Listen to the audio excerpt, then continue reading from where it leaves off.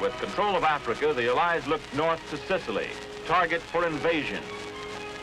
Sicily in enemy hands meant domination of the Mediterranean shipping lanes. Sicily ours, the Italian mainland was within easy reach. General Eisenhower was designated Supreme Commander. General Alexander, Deputy Commander. Admiral Cunningham, Naval Commander. Air Marshal Tedder, Air Commander. General Patton, American Ground Forces. And General Montgomery, British Ground Forces. The Italians had spent 5 years fortifying Pantelleria to guard Sicily. Major General Doolittle's African Air Force blasted Pantelleria from early May to mid-June, dropping 6,300 tons of bombs.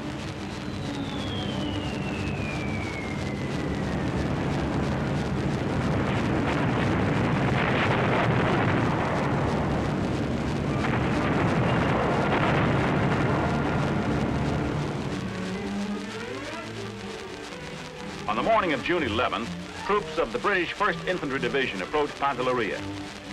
Even as the assault boats moved toward shore, part of the Italian garrison capitulated as a result of air attacks. After the landings, 11,000 Italians became willing prisoners of war. Within 4 days, Axis planes from Sicily attacked our supply ships again and again.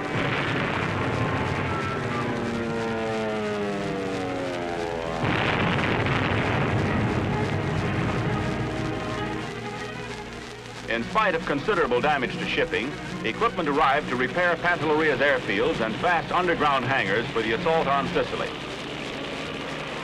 Meanwhile, our planes launched daily attacks on Sicily from newly won Pantelleria, Malta, and North Africa. The tempo of bombing, especially on shore defenses, was intensified as D-Day approached. On July 9th, 2,250 sorties were made, raining 600 tons of bombs on Sicily in 1 day.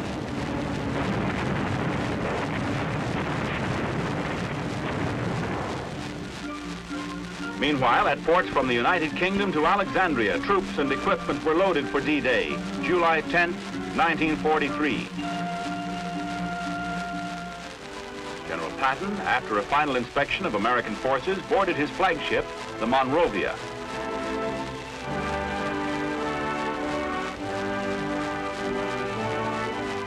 General Eisenhower flew to Malta for a last-minute conference with Admiral Cunningham, General Alexander, and Air Marshal Tedder. More than 3,000 ships awaited the signal for departure.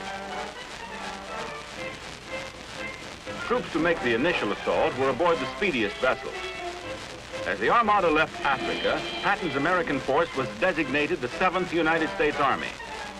Combined with the British 8th Army, it formed the 15th Army Group under General Alexander. Unexpectedly, a summer gale struck the convoy after several hours at sea. Smaller vessels began to fall behind. There could be no landing in such a rough sea. A high wind would slow up airborne troop carriers.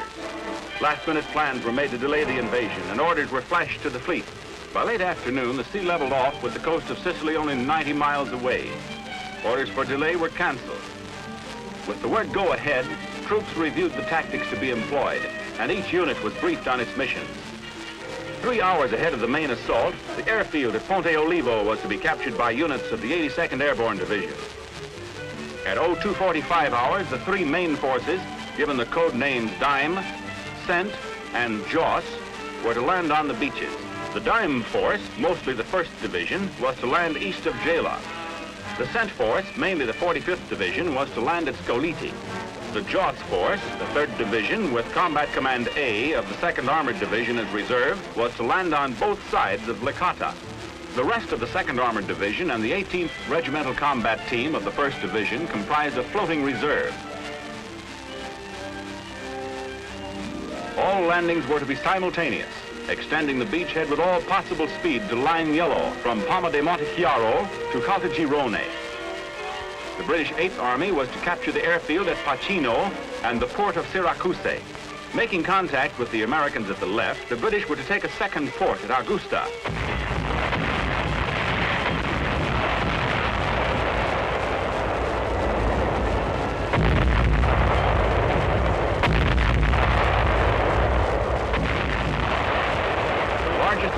force ever assembled up to July 1943 achieved complete tactical surprise.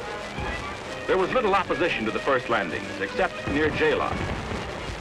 Instead of landing where enemy coastal defenses were formidable, we struck where the enemy thought the water too shallow for our craft to unload heavy equipment. Floating causeways, an ingenious method of bridging from ship to shore, made the landings possible. A well-guarded secret, the causeways proved successful under baptism of fire at Sicily.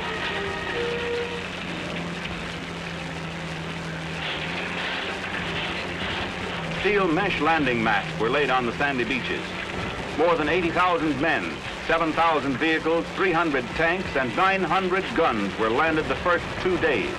Without the then new amphibian trucks called ducks, the invasion could never have been maintained. Our forces used 700, and the British had 300 more. There was some shell fire from enemy artillery back in the hills. No counterattack developed at Genoa beachhead. By the end of D-Day, the beachheads were consolidated to a depth of 2 to 4 miles.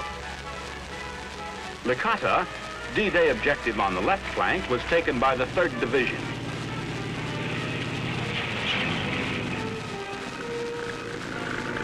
D-Day +1, as General Patton came ashore, reports revealed a total of 72 American dead for the first 24 hours of a major invasion. While our troops pushed toward Line Yellow, the Luftwaffe struck vainly at our supply ships. For the next 2 days, there were repeated air attacks.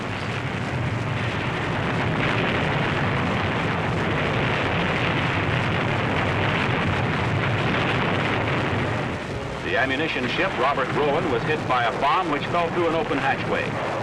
1 hour later, with all hands safely off, the fire reached the ammunition.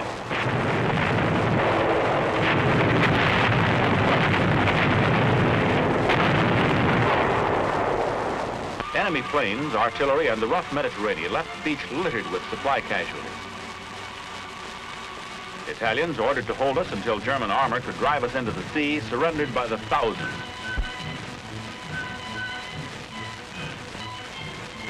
At the extreme left, American 3rd Division units fought toward Campobello and Palma di Montechiaro. We began to meet German delaying action and minefields. Major General Truscott, 3rd Division commander, led the drive on Line Yellow. There was only minor opposition at Campobello. 3rd Division troops pushed on so that by nightfall of D-Day +1, the left flank of the American sector was secure. By late afternoon of the same day, the 45th Division took the enemy airfield at Comiso. In the center, at Genoa, this enemy column was caught by our fire along the road. Here, the 1st Division met sharp enemy resistance. Enemy casualties at Genoa were also given emergency treatment by our medics.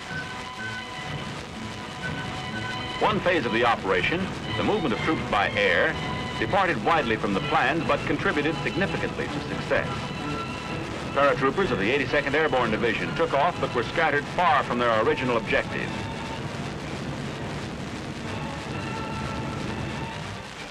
On the second night after D-Day, a disaster occurred.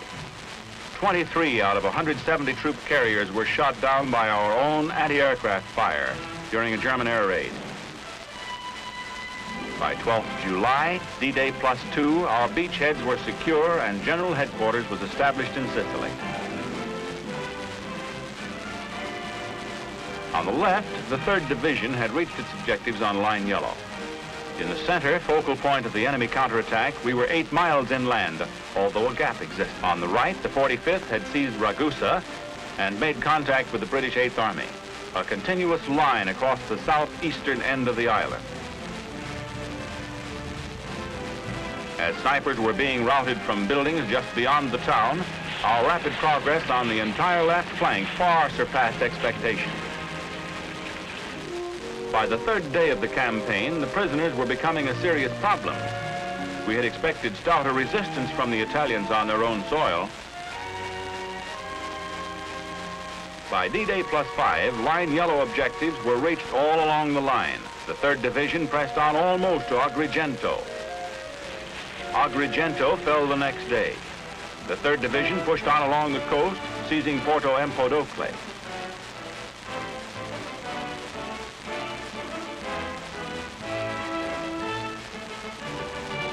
Simultaneously, the 1st and 45th Divisions advanced on Caltanissetta in central Sicily. The town was taken by the 45th on the next day, while the 1st moved on east toward Enna. Almost in the exact center of Sicily, Enna was strategically important. Here, with roadblocks, mines, and other obstacles, the Germans put up stubborn rearguard resistance. By July 18th, as the Germans began a general withdrawal to the east, a provisional corps of the 82nd Airborne, 2nd Armored, and 3rd Divisions was formed to cut Sicily in two and secure the western half. Following this plan, the 3rd Division moved inland from the coast, driving north for Palermo, capital of Sicily, mopping up German rearguard elements. To the southwest, over roads repaired by Italian prisoners, the 82nd Airborne and 2nd Armored Divisions speedily occupied town after town to overrun the western half of Sicily. On July 20th, Siaka was entered. The same day at Menfi, the Italian garrison joined the throng cheering the Americans. Castelvetrano's slogan, "The army is a sure guarantee to the country's destiny," misfired for Mussolini. Following the military maxim, march separately, strike together, we closed in on Palermo with 3 columns. Palermo promptly gave in as Italian General Giuseppe Molinero surrendered all his forces unconditionally to General Keyes.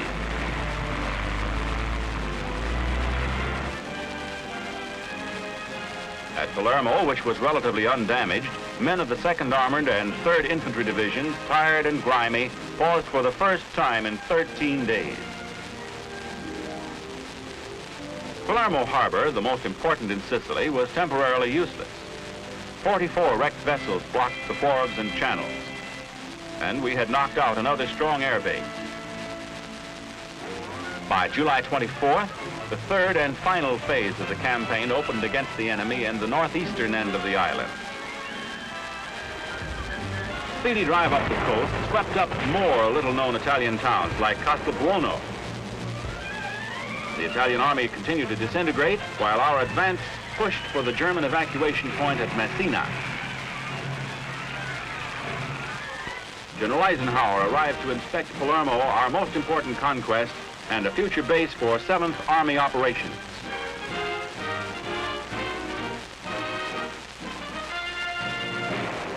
The Supreme Commander arrived in time to see the Luftwaffe challenge our occupation with heavy raid nightly.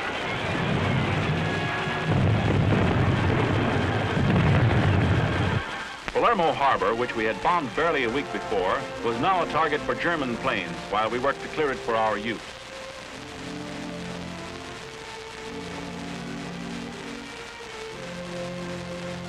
An elaborate smoke screen system was thrown up, concealing vital targets. This defense measure proved effective.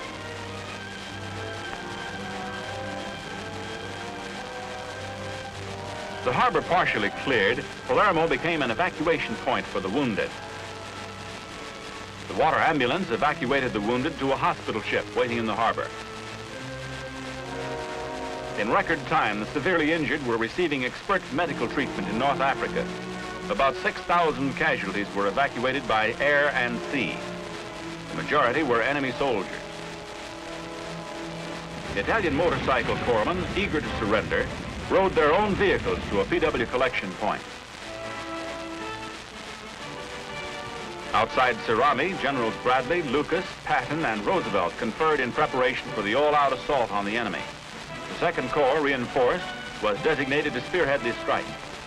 The 9th Division in reserve in Africa came up via Palermo to support the 1st, while the 3rd relieved the battle-worn 45th. On August 1st, the 3rd phase of the Allied offensive sprang into action. Americans attacked in the northern sector from San Stefano to Troina, the Canadians in the center, the British to the south. After 4 days of continuous fighting, the British smashed through at Catania. Americans at Troina faced the toughest battle of the campaign.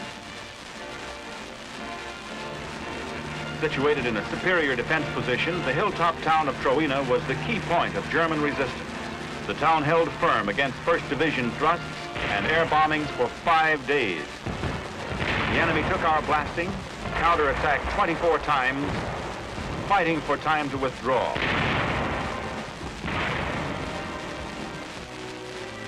Early on August 6th, a 9th Division patrol, which had outflanked the town, reported Troina abandoned by the enemy. Troina had suffered the fate of so many towns located in the path of war. On the coast, San Fratello still held out.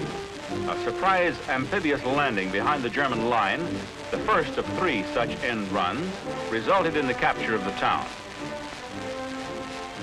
From this point, it was a chase to the Messina Peninsula.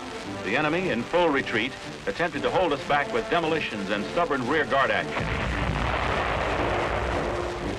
Along the coast, we moved up heavy equipment by sea to bypass blown-out bridges and mined highways. Without these amphibious operations, enemy demolitions would have caused weeks of delay.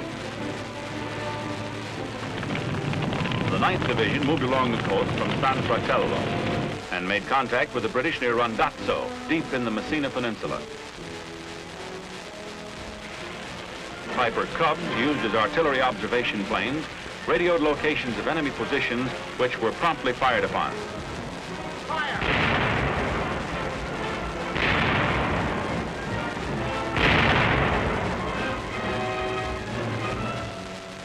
Enemy demolitions were highly effective on the highways of the steep cliffs in northeastern Sicily, slowing our advance.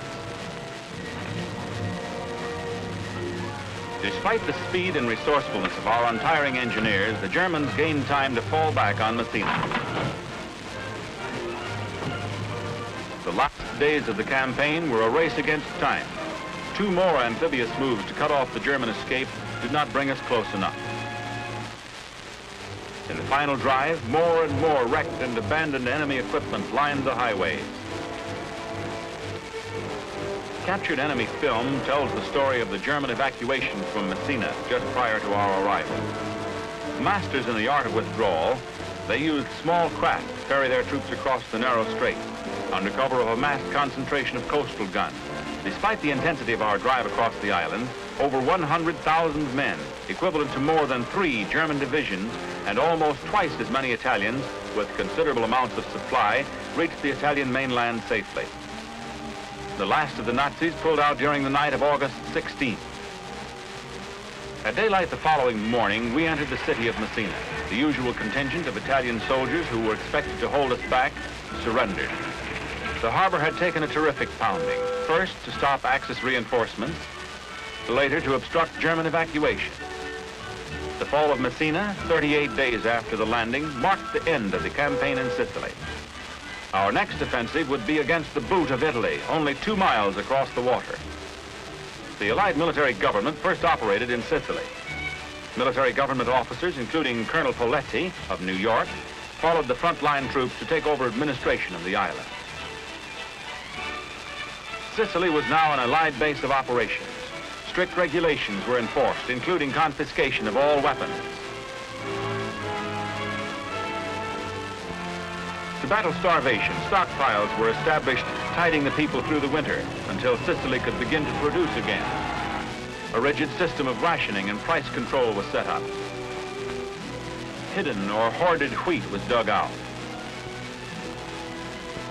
Disease, the inevitable result of war, was brought under control.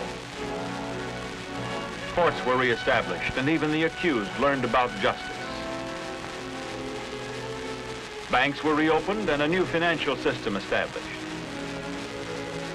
Freedom of the press was restored. Slowly, life in Sicily began to resume its normal pattern. In December 1943, President Roosevelt paid tribute to the men living and dead whose fighting spirit and sacrifice freed Sicily. Rovia.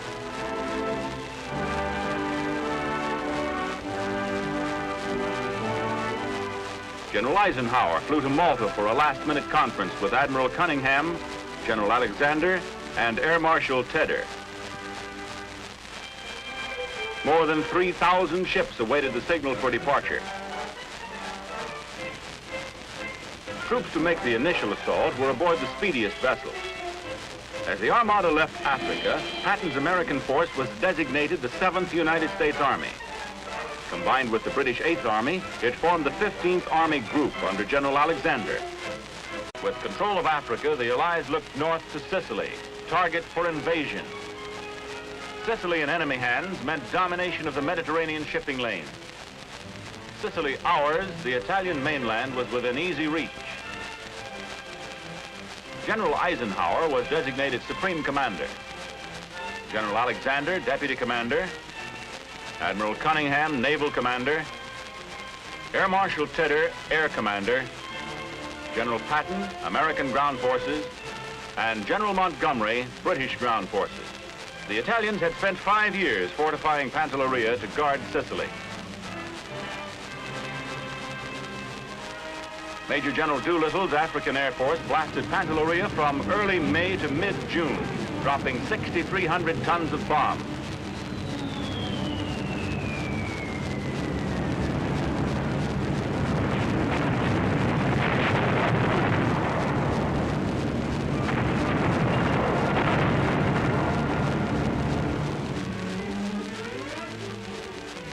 On the morning of June 11th, troops of the British 1st Infantry Division approached Pantelleria. Even as the assault boats moved toward shore, part of the Italian garrison capitulated as a result of air attacks. After the landings, 11,000 Italians became willing prisoners of war. Within 4 days, Axis planes from Sicily attacked our supply ships again and again.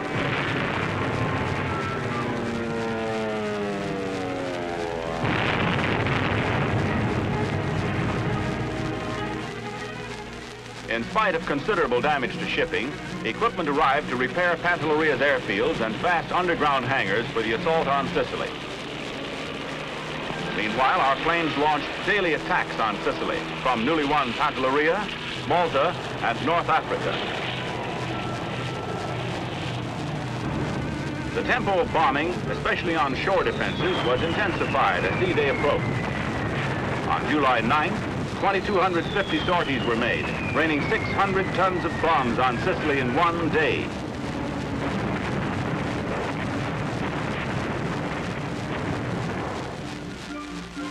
Meanwhile, at ports from the United Kingdom to Alexandria, troops and equipment were loaded for D-Day, July 10, 1943. General Patton, after a final inspection of American forces, boarded his flagship, the